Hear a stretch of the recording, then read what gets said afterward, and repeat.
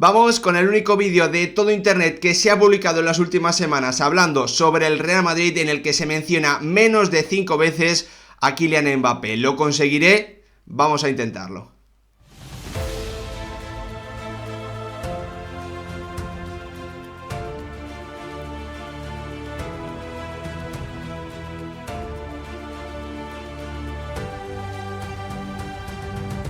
¿Qué tal, futbolero, futboleras? ¿Cómo estáis? Ha llegado el momento de hablar sobre el mercado de fichajes de verano 2023 del Real Madrid, centrándonos principalmente en esas 5 incorporaciones que ya ha hecho oficial, o que hizo oficial el conjunto blanco hace un par de semanas. Vamos a mencionar por encima también las 5 salidas, pero como os digo, vamos a centrarnos principalmente en esas 5 llegadas, en esos 5 nuevos jugadores que tiene el Real Madrid, incluyendo, o sin incluir,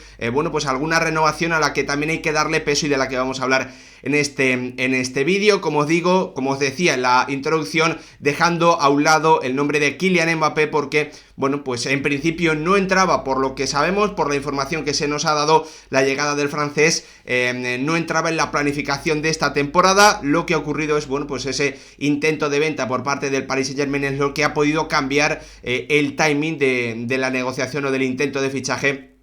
del Real Madrid. En este vídeo, como os digo, nos vamos a centrar en esos 5 fichajes y hay que comenzar hablando de una de las incorporaciones más importantes que se han cerrado o que se ha cerrado en este verano 2023, la llegada de un fenómeno de Jude Bellingham al conjunto blanco. Antes de comenzar, recomendaros como siempre que sigáis el canal, que os suscribáis, que activéis la campanita y que me dejéis vuestra opinión en comentarios, no solo sobre la llegada del futbolista inglés, sino también sobre el resto de incorporaciones que ha hecho en este verano el conjunto que preside Florentino Pérez. Jude Bellingham, un auténtico fenómeno, un jugador que está llamado a ser, uno de los 5 mejores centrocampistas del mundo, un fichaje estratégico que llega al conjunto blanco a cambio de 103 millones de euros fijos, más unas posibles variables que se podrían ir incluso hasta los 30 millones de euros, convirtiéndose de forma indiscutible en el jugador inglés más caro de la historia y de uno de los fichajes más caros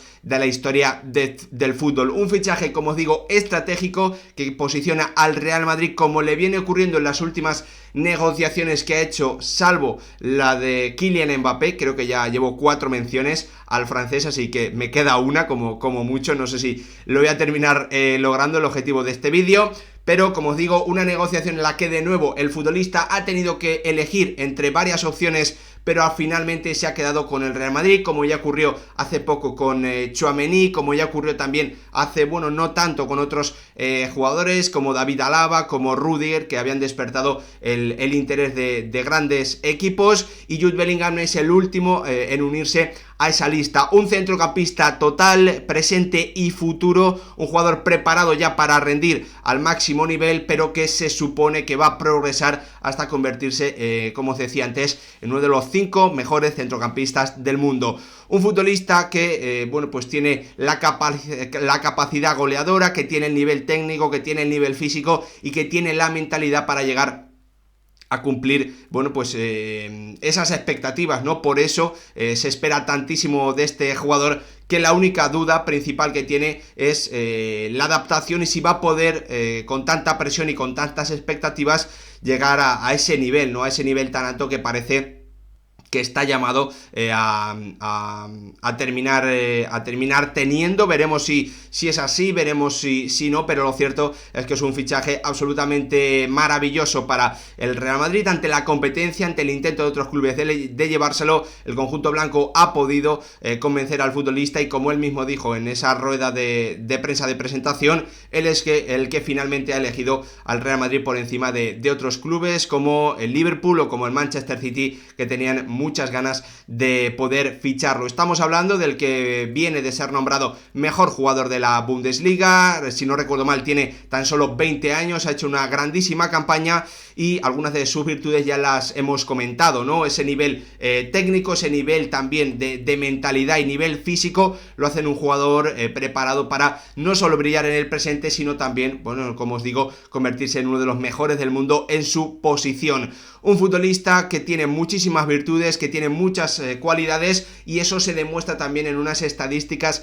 impresionantes en las que destaca por esa capacidad goleadora, por la capacidad también no solo para llegar al área, por su físico, por su zancada, por su capacidad de entender el juego, sino también ser un futbolista que mete una gran cantidad de pases progresivos, que conduce el balón hacia adelante, que puede romper líneas a través de esa conducción, un futbolista que además también sabe colocarse bien entre líneas, pese a que esa no sea una de sus principales virtudes, no el juego de espaldas, girarse en espacios reducidos. Ahí para mí le cuesta algo más al futbolista inglés, pero como veis también tiene unas estadísticas defensivas espectaculares, un jugador muy bueno en la presión alta, por su envergadura, por su longitud de piernas, por el físico que tiene, la agilidad, la altura, pues un físico privilegiado. También es muy bueno en ese tipo de acciones, por la mentalidad, por el trabajo, ya que él normalmente, o su mejor posición diríamos, que es cerca del pivote defensivo, sin tener que ocupar esa posición de recuperador principal de un equipo, ya que en eso para mí no es un jugador que destaque tanto. Muy buenas cifras también goleadoras, demostrando su progresión en la Bundesliga, pasando de un gol en su primera temporada a 8 en esta última, y en Champions pasando también de un gol a 4 en esta temporada 2022-2023, en la que cayó, si no recuerdo mal, eliminado en octavos de final frente a un Chelsea que ya sabéis que en ese momento, como se ha demostrado después, estaba pues pasando muchas dificultades, y pese a ello el Borussia Dortmund no pudo ganar ese encuentro. Estamos hablando de un jugador llamado a ser generacional, de un jugador llamado a ser pues uno de los 5 mejores del mundo, que tiene cualidades muy importantes en ese centro del campo, pero que necesita también progresar, que necesita que apuesten por él, y esa labor no solo es del club blanco, sino también va a ser una labor de Carlo Ancelotti. El Real Madrid ya ha hecho todo lo posible por darle importancia dentro de la plantilla al jugador inglés, pero ahora le toca la labor de sacar el máximo potencial y de ayudar a progresar a este jugador, a Carlo Ancelotti, al técnico italiano, que la gran pregunta es si va a sacar el máximo nivel de este jugador, si le va a permitir llegar o subir escalones en su progresión. Ya sabemos que Carlo Ancelotti es un entrenador muy de jerarquías en el vestuario, que le da mucha importancia a los méritos que se han ido contrayendo en el tiempo, en las últimas temporadas. Por lo tanto, darle mucha importancia en el equipo a un jugador recién llegado, por decirlo así, no es en principio lo más habitual para Carlo Ancelotti, y no se siente demasiado cómodo por lo que hemos visto en ese tipo de contextos, ¿no? Ante ese tipo de soluciones. Pero ya parece, por la información que ha ido saliendo, por las pruebas que está haciendo con el esquema, que Carlo Ancelotti lo tiene claro y va a apostar por Jude Bellingham desde el principio. Eso sí, con un cambio de esquema, ya que parece que el Real Madrid va a jugar, o en principio tiene como objetivo jugar un 4-4-2 en rombo. La mejor posición que puede ocupar Jude Bellingham por sus cualidades, sin duda, es la de interior derecho. Ahí le hemos visto brillar en el Borussia Dortmund y también con la selección inglesa, ¿no? Teniendo esa libertad de movimientos, sin tener que ser el recuperador principal, teniendo capacidad para llegar al área rival, para descolgarse y para aparecer cerca del área rival, ¿no? Para no estar anclado en una única posición. Por lo tanto, pues ese cambio o ese intento de cambio al 4-4-2 en rombo, con Jude Bellingham como jugador más adelantado en esa posición, prácticamente por detrás de los delanteros, que en este caso serían Vinicius y Rodrigo, sí hace pensar, que el Real Madrid o que Carlo Ancelotti tienen algo pensado especial para darle mucha importancia en el equipo a Jude Bellingham y ayudarle, a sacar, pues algunas de sus principales cualidades, ¿no? Como es estar cerca del área, poder llegar, moverse en esa zona de 3/4, aunque, como os digo, para mí es un jugador que de momento necesita ver el fútbol más de cara que de espaldas, porque al girarse en espacios reducidos, rodeado de varios jugadores, de momento no ha demostrado ser un jugador tan importante. Al hablar de Jude Bellingham, no estamos hablando de un organizador, de un distribuidor de juego, no estamos hablando de un futbolista parecido a Toni Kroos, sino algo más parecido principalmente a Fede Valverde. Yo creo que es el jugador dentro de la plantilla del conjunto blanco que más se puede parecer al jugador inglés, pero eso sí, con más capacidad, con un nivel mayor en aspectos muy importante de juego, ¿no? Sobre todo, bueno, pues a la hora del pase, a la hora también de asumir mucha responsabilidad en el juego. Para mí uno de los principales problemas que yo le veo a Fede Valverde es que hay bastantes partidos en los que destaca poco o contribuye poco al juego, aunque siempre deja acciones llamativas, pero es un jugador más de jugadas que de juego de momento, mientras que Jude Bellingham parece que lo tiene todo, ¿no? Mucha participación en el juego y también esos momentos en los que puede hacer una jugada decisiva, una jugada que levante el estadio, que marque la diferencia, ¿no? Esa es para mí la principal diferencia de momento entre Fede Valverde, o lo que han demostrado Fede Valverde y Jude Bellingham. Dicho esto, gran fichaje para el Real Madrid, uno de los más importantes que se han cerrado en este mercado de verano, y también en las últimas temporadas un fichaje que de nuevo posiciona al conjunto blanco como el número 1 en el mercado del fútbol, pese a que, bueno, pues en alguna campaña anterior ha recibido el no de algún que otro futbolista. Dicho esto, vamos con otro movimiento que a mí, o con otros dos movimientos, en este caso renovaciones que a mí me gustan muchísimo. Estamos hablando sobre que Dani Ceballos y Nacho Fernández se van a quedar en el conjunto blanco al menos una temporada más. Nacho Fernández ha renovado por una temporada, mientras que Dani Ceballos sí que ha prolongado su estancia en el Real Madrid durante algunas campañas más. Unas renovaciones que sobre todo se centran en no perder nivel en una plantilla en la que, por las salidas de jugadores como Hazard, como Mariano, como Asensio, como Benzema incluso, o como Vallejo, y las llegadas de futbolistas, o las renovaciones también de jugadores como Ceballos, como Nacho, la llegada de Brahim, de Joselu, de Fran García, se puede hablar claramente, para mí es la conclusión más importante, y es que el mercado del Real Madrid en clave profundidad de plantilla y nivel de los jugadores secundarios, incluso de los que pueden ser la tercera unidad, es excelente, es sobresaliente. Creo que en ese aspecto el Real Madrid ha hecho un mercado, o está haciendo un mercado de verano muy bueno, ganando nivel con respecto a la temporada pasada. Dos muy buenas renovaciones, recambios de un nivel muy alto, como vienen demostrado en las últimas temporadas, jugadores de un nivel que sería muy caro si vas al mercado a poder ficharlos. Por lo tanto, esas renovaciones, aunque alguno de ellos pueda cobrar más de lo que cobraba, no lo sé, no tengo esa información, pero lo cierto es que parecen renovaciones con mucho sentido. Si miramos simplemente desde el punto de vista del Real Madrid, si miramos desde el punto de vista de los jugadores, a mí sinceramente por parte de Nacho sí que me encaja. Él mismo reconoció que es una renovación más desde el aspecto puramente sentimental de su bueno, pues de su pasión por el Real Madrid. Él es un canterano, entiendo que es del conjunto blanco al máximo, lo máximo que puede ser un jugador profesional de un equipo, y esa capitanía le hacía bueno, pues una ilusión tremenda. Por eso ha firmado también por un año, mientras que desde el punto de vista de Dani Ceballos y su carrera, para mí sí que es una renovación muy difícil de entender. Está prácticamente llamado a ser la séptima opción en esta campaña, y si es que se marchan Modric y Kroos en la próxima temporada, es que prácticamente va a seguir siendo la quinta o sexta opción, ¿no? Por lo tanto, a nivel de minutos de juego, a nivel de poder tener opciones reales y muy importantes de estar en la Eurocopa del próximo verano, que se va a disputar en Alemania, me parece una gestión o una decisión para la carrera de Dani Ceballos que tiene muchos argumentos en contra, pero él lo ha elegido. Era un jugador que tenía otras opciones y finalmente ha decidido quedarse en el Real Madrid. Como os digo, para mí una muy buena noticia a nivel de profundidad de plantilla y del nivel de segunda y tercera unidad para el conjunto de Carlo Ancelotti.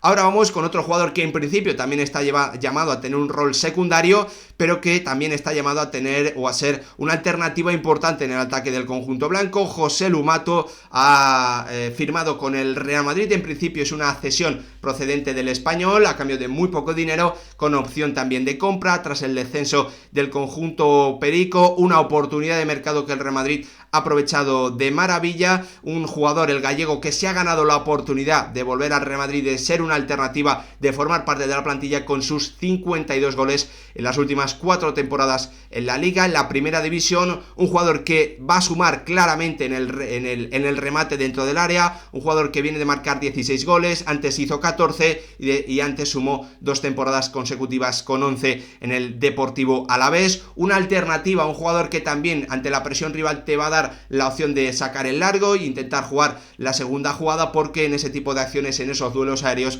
Joselu Mato, pues ha destacado como el mejor jugador de la liga en las últimas temporadas. ¿Cuál es la duda sobre este jugador? Que, como digo, va a llegar en principio para ser una alternativa, que va a llegar en un rol secundario, ¿no? Y es el gran problema que puede tener este fichaje, es si el Real Madrid, si el plan A del conjunto blanco no sale y está obligado finalmente. Imaginaos que en las 5 primeras jornadas de liga, a Carlo Ancelotti prueba el que en principio está llamado a ser el plan A, sin Joselu como titular, pero los resultados no llegan y Joselu se demuestra que es necesario en el equipo como pieza importante. ¿Está preparado Joselu para ser esa pieza titular en el Real Madrid y marcar diferencias de forma constante? Bueno, yo creo que no. A lo largo de su carrera ha demostrado que es un jugador de nivel alto, claramente lo ha demostrado en la liga, pero bueno, estamos hablando de la máxima élite, del máximo nivel, y yo creo que Joselu de momento no es ese delantero, no lo ha demostrado. Por lo tanto, creo que las dudas sobre ese papel muy importante que podría llegar a tener Joselu si el plan A del Real Madrid no sale, creo que puede ser un problema para el conjunto blanco. Lo veremos. En cualquier caso, para mí es un fichaje muy bueno, una alternativa que todos los grandes equipos deberían tener sí o sí en su plantilla, ese jugador que salga a los últimos 10-15 minutos ante un rival muy encerrado, que te suma remate, que te suma gol, que te suma experiencia también y que te puede dar esas alternativas en el juego. Para mí un fichaje muy bueno por parte del Real Madrid, pero como os digo, para ocupar ese rol secundario, si tuviese más importancia, yo creo que sería una mala noticia para los de Carlo Ancelotti. Y otro jugador que en principio también está llamado a tener un rol secundario, que vuelve al conjunto blanco después de llegar procedente del Manchester City, que ha pasado las últimas 3 temporadas cedido en el Milán, es Brahim Díaz. Una oportunidad de mercado generada por la buena gestión, por la gestión de este jugador por parte del Real Madrid, tras esas cesiones, tras pasar, si no recuerdo mal, creo que fueron temporada y media en el Real Madrid, donde no tuvo mucha participación. Él necesitaba salir, necesitaba tener minutos, necesitaba tener continuidad, y eso es lo que hemos visto en un Milán con el que ha disputado 122 partidos. Viene a sumar creatividad y desborde desde la media punta, un jugador que ya sabéis que es ambidiestro, que tiene esa capacidad no solo para filtrar pases, para disparar desde el borde del área con ambos perfiles, sino que también tiene, bueno, pues capacidad de regate, de desbordar en el 1 contra 1. El gran tema, la gran duda aquí con Brahim Díaz para mí es si él va a poder marcar la diferencia desde el banquillo, porque está llamado en principio para,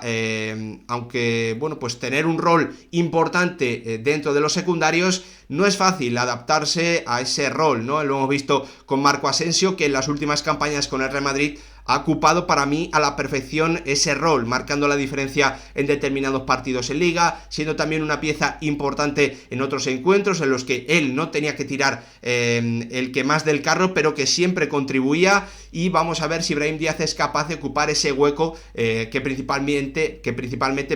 viene a tapar el ex del Milán y del Manchester City. Me parece, como os digo, otra muy buena incorporación como jugador secundario, además una gestión muy buena de su progresión. Se ha demostrado que es un jugador que tenía nivel y que, bueno, vamos a ver en el Real Madrid si tiene cierta continuidad, si puede asentarse, si puede incluso ganarse el puesto como titular y cambiar o obligar a Carlo Ancelotti a cambiar el plan A, que en principio está llamado a ser ese 4-4-2 en rombo, tener que volver al 4-3-3 con el jugador español con el jugador español teniendo que jugar más por derecha. Veremos lo que ocurre. A mí me parece una incorporación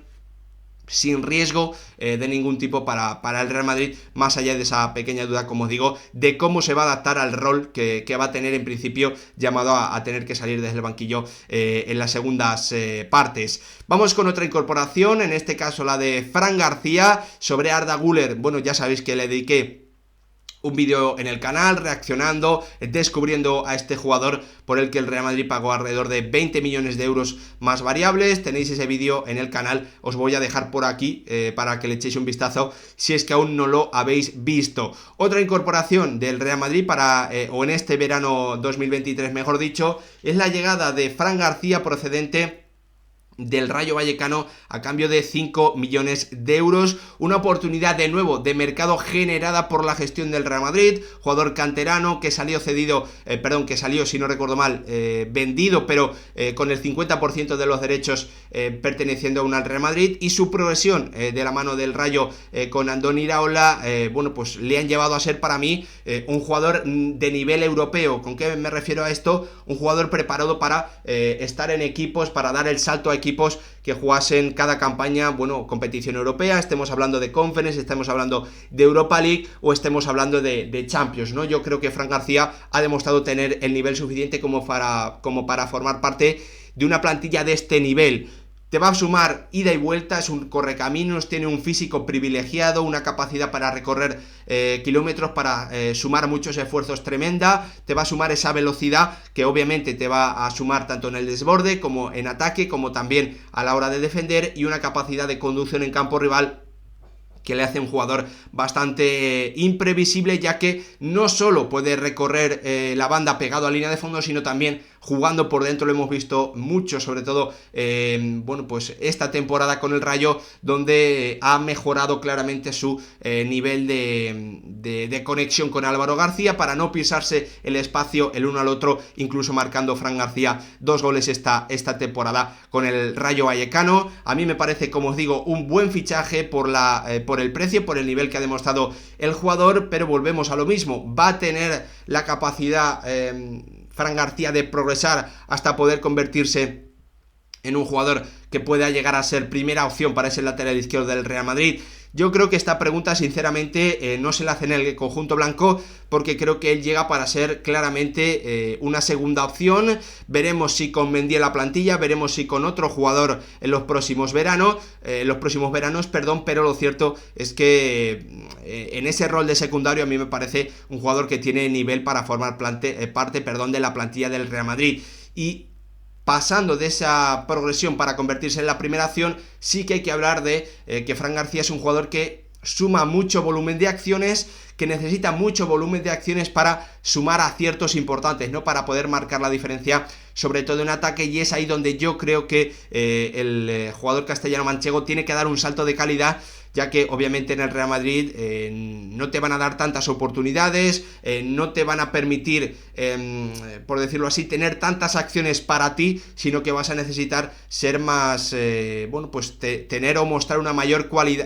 calidad para marcar la diferencia con menos acciones, ¿no? Teniendo que intervenir en menos jugadas. Y ese es para mí el gran punto de mejora de Fran García con respecto a esa etapa en el Rayo Vallecano, donde tenía muchas acciones por partido. En el Real Madrid va a tener menos, ya que obviamente va a ser un jugador menos protagonista y con un rol menos importante dentro de la plantilla que maneja Carlo Ancelotti. También vamos a echarle finalmente un vistazo a cómo queda la plantilla del Real Madrid tras esas salidas de Hazard, de Mariano Díaz, de Vallejo, también de Karim Benzema y de Marco Asensio, y las llegadas de Jude Bellingham, las renovaciones de Ceballos, de Nacho Fernández, la llegada de Joselu, también la llegada de Fran García, de Arda Güler y para terminar también de Brahim Díaz. Una plantilla 2023-2024 en la que en principio el plan A está llamado a ser el 4-4-2 en rombo. Quedaría con Courtois en la portería, Carvajal, Eder Militao, Alaba, Mendy lateral izquierdo, con Camavinga, Modric, Toni Kroos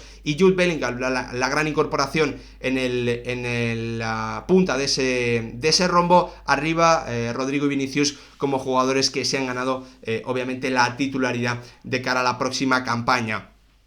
Una plantilla en la que sinceramente, después de los fichajes y las salidas de determinados jugadores, yo creo que se ha ganado, el Real Madrid ha ganado claramente en profundidad, en nivel medio de esa plantilla, pero que la gran pregunta es, para mí, la gran pregunta a responder, que creo que no genera demasiado debate, sinceramente, porque yo estoy más en el no que en el sí, es si el Real Madrid está más preparado esta temporada que la anterior para ganar todos los títulos. En mi opinión, la salida de Karim Benzema hace que, esa rotación de principalmente 15, 16 jugadores, que es la que te lleva finalmente a ganar los títulos más importantes, yo creo que ahí el nivel del Real Madrid por la pérdida del delantero francés que ha puesto rumbo a Arabia Saudí, ha bajado y yo veo al conjunto blanco menos preparado que hace un año para ganar todos los títulos. Veremos lo que ocurre, queda mucho mercado de verano. Aquí está mi análisis, principalmente dedicado a los fichajes que ha hecho el Real Madrid hasta el momento. Como digo, creo que he cumplido con las menciones a Kylian Mbappé, así que dejadme, recompensádmelo con vuestro like y también con vuestra opinión en comentarios, ahí os leo y vamos debatiendo. Gracias por verlo.